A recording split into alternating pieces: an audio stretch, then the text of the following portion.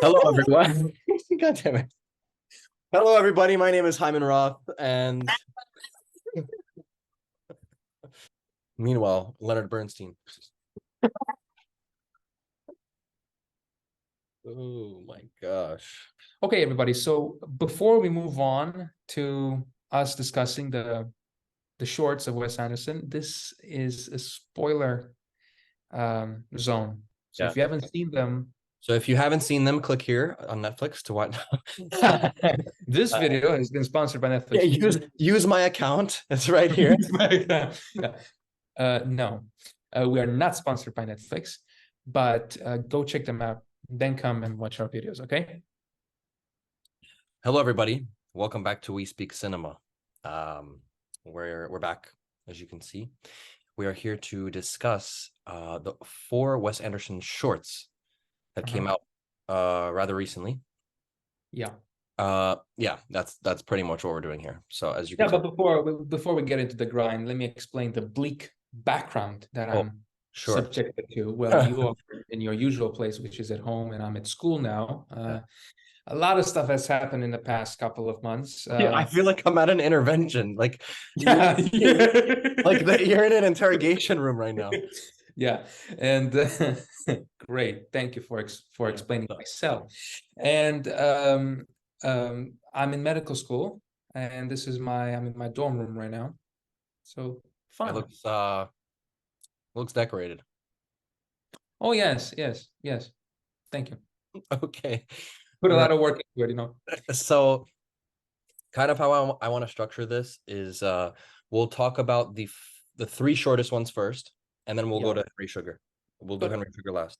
So out of Beautiful. the 3 shortest shorts that we had, which one was your favorite? So we had the Swan, we had the Poison, and we had the Ratcatcher, right? Yes. Well, for me, my favorite has to be the Poison. I I agree. I literally agree. Yeah. Yeah, and my least favorite, it has to be the Swan. Okay. Yeah, I think I also agree. Uh, but I will also put on the same pedestal the Ratcatcher because there's something about it that really tickles me in the wrong places. Um, Yeah. I mean, Yeah. see, I did not expect seeing Ralph Fiennes as a deformed Nosferatu, with the two Yeah, with the teeth and everything. Yeah, he was teeth and all. Ew, yeah, yeah, it was unsettling to say the least. very much. Yeah, But it had a decent story to it. And what I like about all these shorts is how much dialogue is packed into them, how right. quickly they're told. It's a decent sized story, told in however many minutes, like 10 to 20 minutes. But there's so many words being thrown at you, and you can still follow it. Yeah, yeah. I mean, probably the things that I didn't like. I did like this aspect in Henry Sugar because Hmm. it hit different. But the things that I didn't really like in The Poison or Swan or The Ratcatcher is the constant narration. Yeah. I have no problem with narrating Hmm. um, films. I love if they're done right. I love narrating films. The problem though is that this is not showing something that's going on in the mind of the character. This is descriptive. This is like Yeah, you're it's like reading it's a play. expositional. Yeah. Yeah, this is all exposition. You are reading that the doctor's coming through the door. He's going to sit down, and you see that. Yeah, it did bother me because obviously Henry Sugar came out first. Yeah, So that's the one I watched first. And yeah, there was so much narration in the beginning of it that I had to get used to it. It was something that, because it's a constant throughout all of them, that you just have to get used to that type of storytelling. And in a way, I think it makes sense for what Anderson is trying to do because, Ralph Fiennes is playing, I'm assuming, Roald Dahl in the chair, right, with the book. Oh yes, yes. Oh yeah, I forgot about that. Because like, he's in all of them. So he's telling the story, or at least it's like I remember in the Grand Budapest Hotel in the opening, right? Because you have the girl at the Yeah. statue, and then you go into the book with the author, and Yes. you get into the story, right? So we're going backwards this time, and Ralph finds that last Peace. spot. Yeah. Yes. Yes. Yes. So the narration, while it is rather annoying, I think it's there for a purpose. Um, and I think it's somewhere in the middle. Like I got used to it. So Yeah, I got used to it as well. Probably by which one was released last? The Poison, right? yes, I think so. Poison. Yes, the Poison. So by the time of the Poison, I was already used to the fact that okay, there's gonna be narration and whatnot.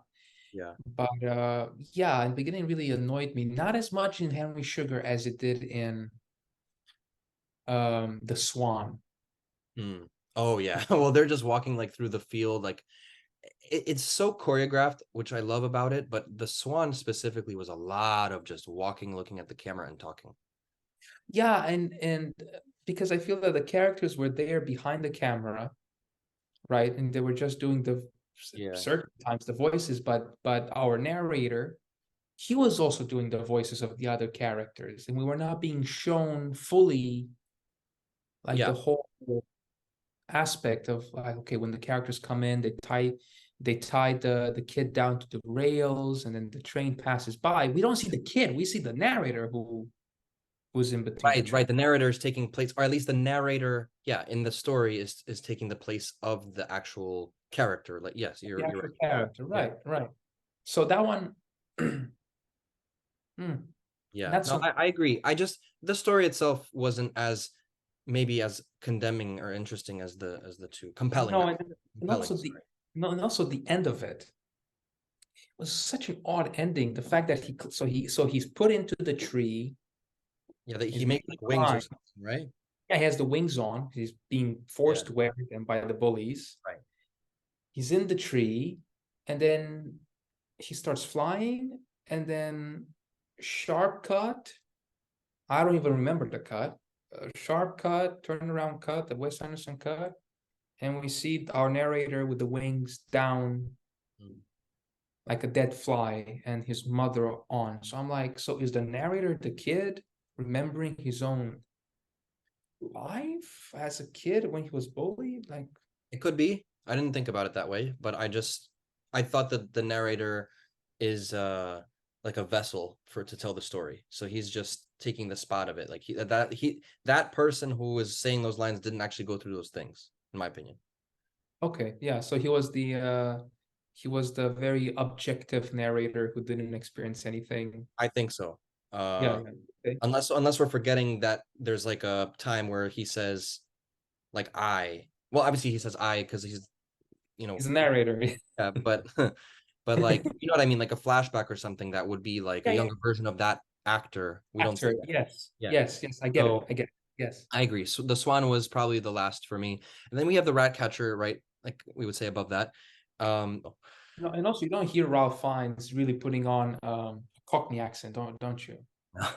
And because he speaks with a very nice English accent actually. yes, yes. And because I mean last night the past two evenings I've watched some of the recent Bond, more modern Bond films where he plays, so Inspector and Skyfall. And he has such a posh accent when he speaks, and even in the Grand Budapest. But this one he really had to push himself and say, you know what I got in my bag. Yeah, It's not. yeah. It's pretty disgusting. That story is actually No, really, it is. It is super disgusting. yeah. Too disgusting for Wes Anderson, in my opinion. Yeah, but I just remembered the animated mouse or rat rather. The Yeah, animated rat that it goes from actual people to animation and then back. I loved yeah. it. I thought it was such a cute thing because I have yet to see Fantastic Mr. Fox, and I know that that's exactly the animation style that it is. So that made me more eager to see that film. I was able to remember my. Oh, this is gonna sound so wrong, but I'll say it. My old the guy who comes in with the bugs, the what's his name? Exterminator? Exterminator. My old exterminator in my building. I Huh. swear to God, no, he didn't look like Ralph Fiennes in this movie, okay? But he did look like a rat.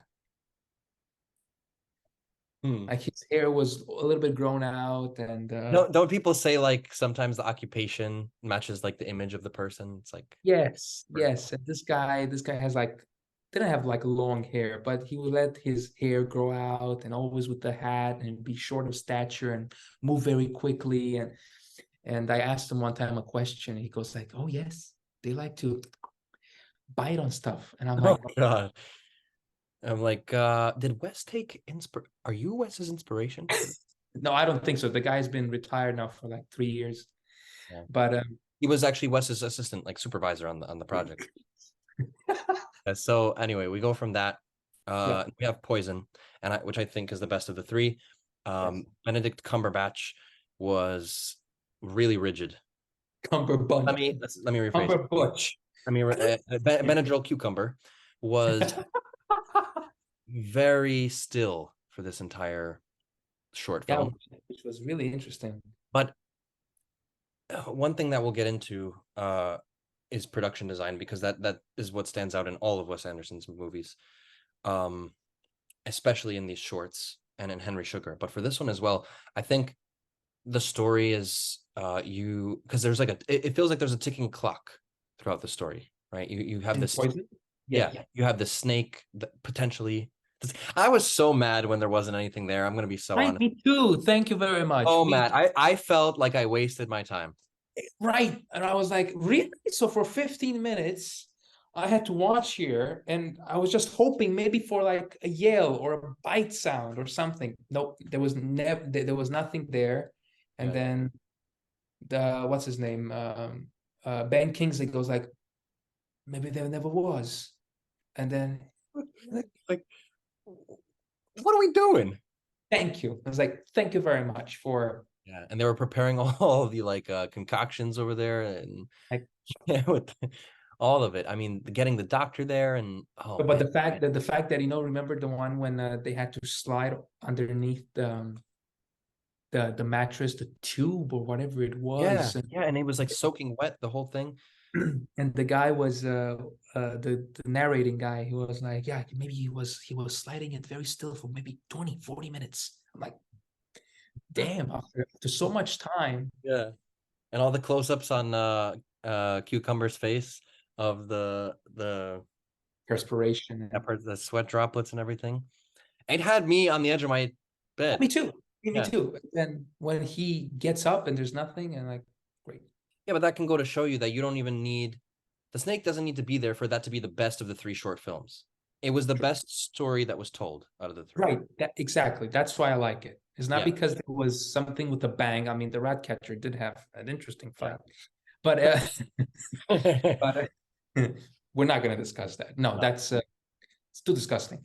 Mhm. But this one, it was very Hitchcockian in a way, as Guillermo del Toro would say. Uh, He would.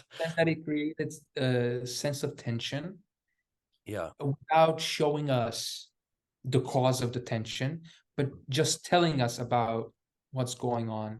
Yeah. I think Why? one thing I What wanted is to bring up is that I never really realized that a lot of Wes Anderson's films have the British accent, because it's such a staple throughout the short films. Everybody has the British accent. I'm pretty sure. except I seen Royal Tenenbaums, and I don't remember having Royal Tenenbaums in there. I also think Rushmore might not have it. Rushmore might not have it. Moonrise Kingdom, I don't think it I has it. don't think so, but for whatever No, reason, I no, guess no, maybe it does have it. Like one, I don't remember. I saw Moonrise Kingdom like I don't know, but I guess Roald Dahl was from England, right? yes, yes, Yeah, yeah. He was yeah. So there you go.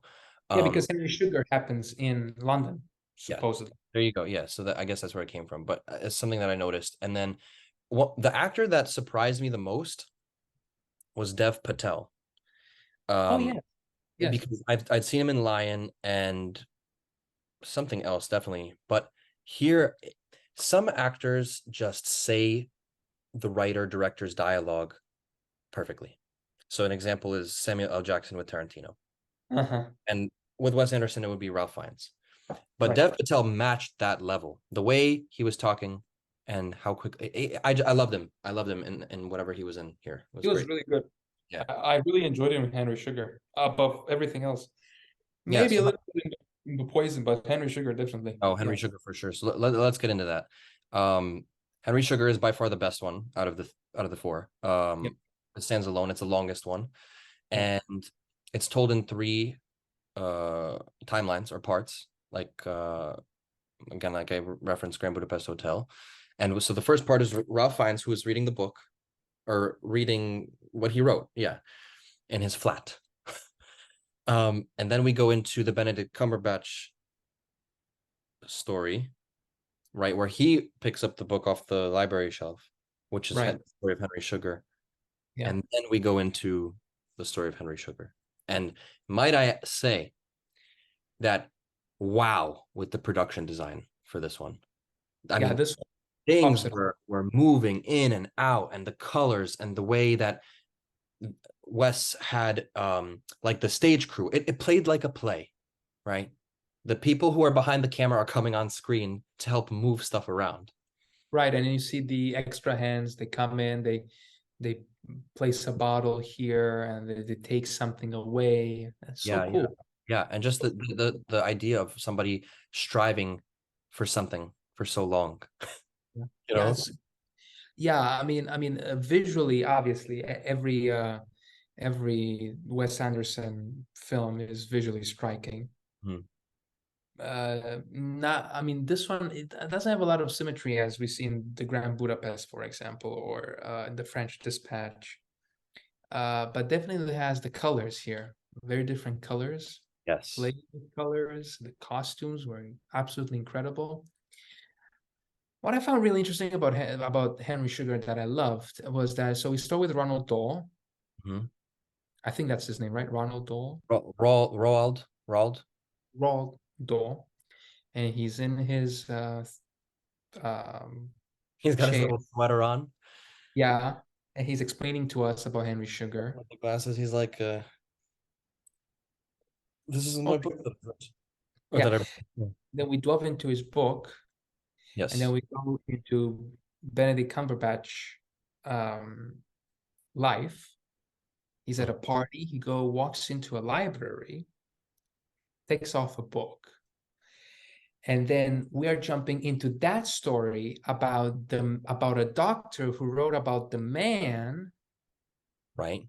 who would be able to see the world if he was blinded. Which is such a cool concept. So we jump from, let's say, so if Ronald Dahl, that was like 80s, 70s or 80s, Yeah. we go to 1960s London, Hmm. to 1930s India. And then we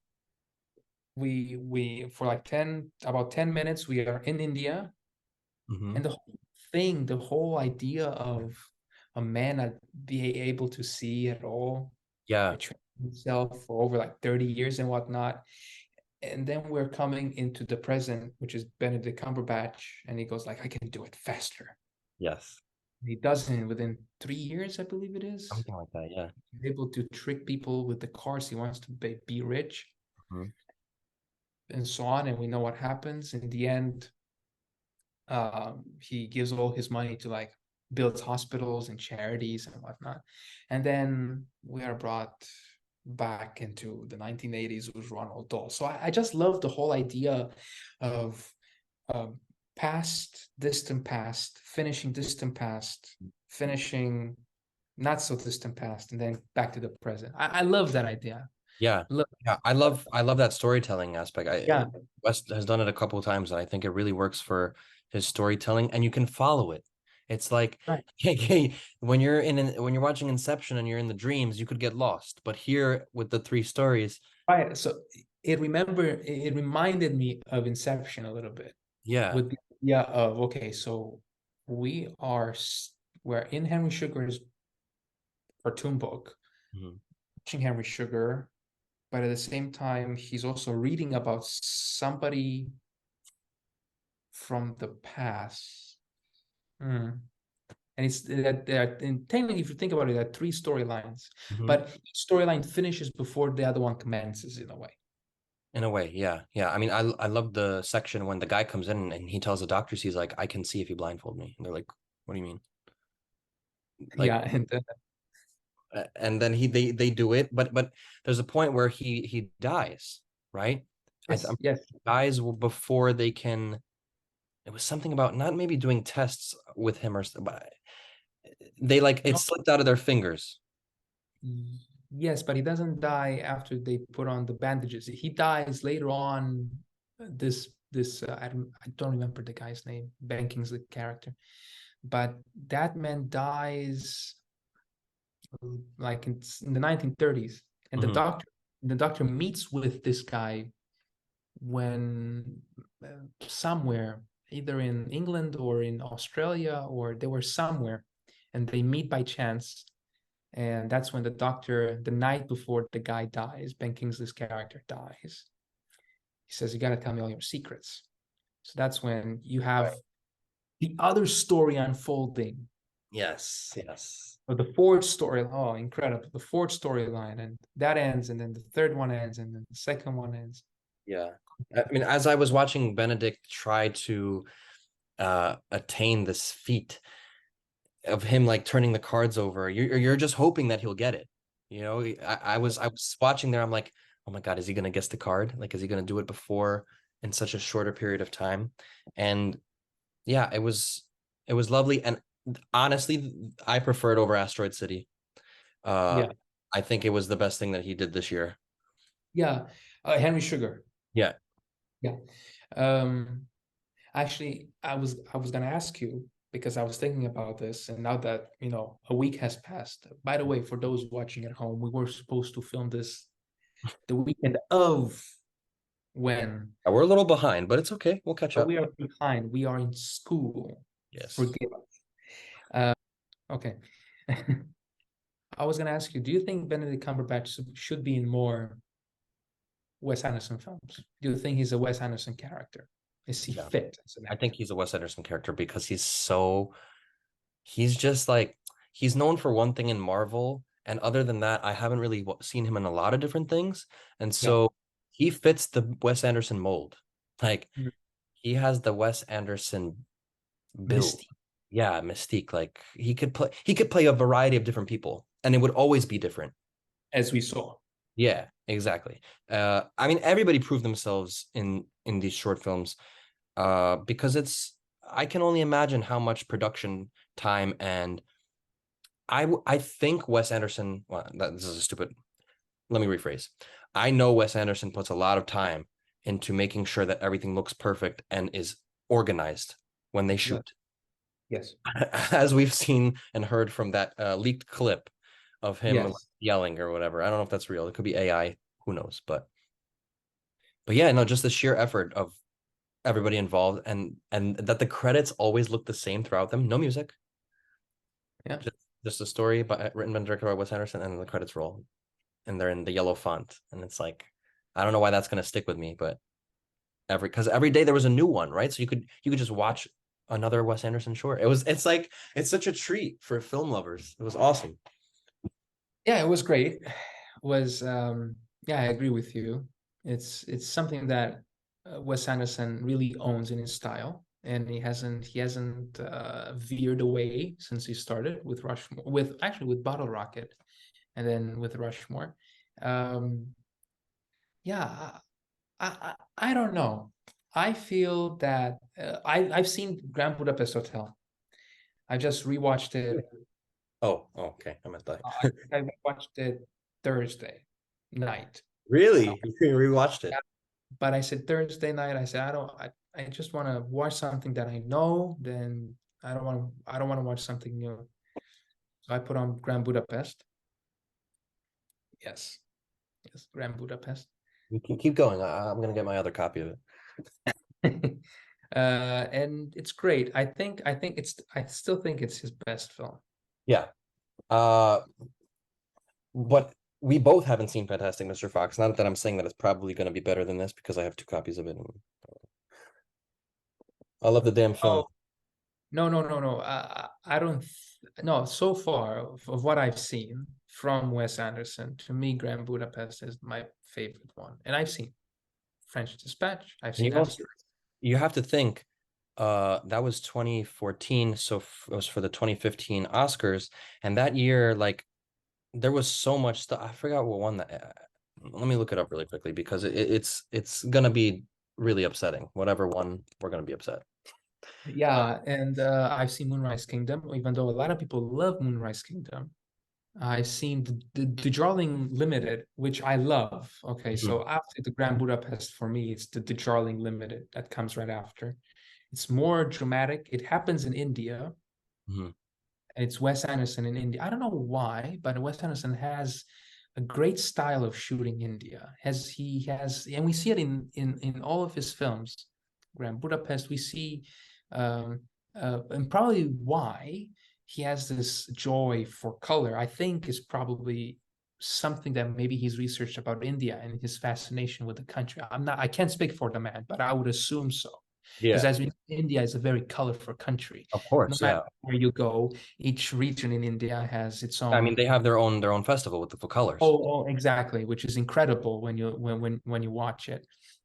So I truly think that he's one of the very few directors out there who can foreign directors who can go to India and really do justice to it. Yeah, no, I agree. So, uh, Birdman won that year, which was Inarritu's film, which I've seen, and obviously I don't think it's as good as Grand Budapest Hotel, but also that year you had Whiplash, which could have won, and all these different films. That year was stacked. That is to say that a year can be so incredible, but that year held what we consider Wes Anderson's best work, and it didn't Yeah, win. So, yeah, yeah.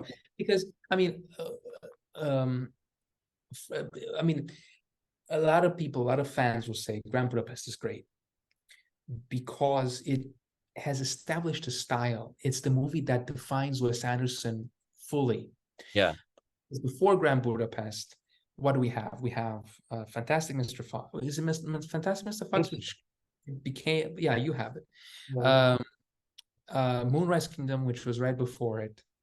The Yeah, Darling and whatnot. But these, maybe Moonrise Kingdom has some sort of Moonrise Kingdom already has some sort of that style. yes, but Grand Budapest, he really nails down his style. Yeah, I Is mean, this? I think he nailed the screenplay for that. Yeah, yeah, definitely. Yeah, I think absolutely. that's his best written film, Yeah. which So translated so well. Yeah. so good. Okay. So that is our review of the four shorts by Wes Anderson. I hope you guys enjoyed it. For what's coming next, I'm planning to upload a video about Maestro. I just saw it at the New York Film Festival. Yes, very nice. Lucky, Yeah, no, lucky. it was good. It was a good time. So I plan to make a short video about that and give my thoughts and any awards predictions for it. As for after that, if you want to tell everybody what we're gonna do.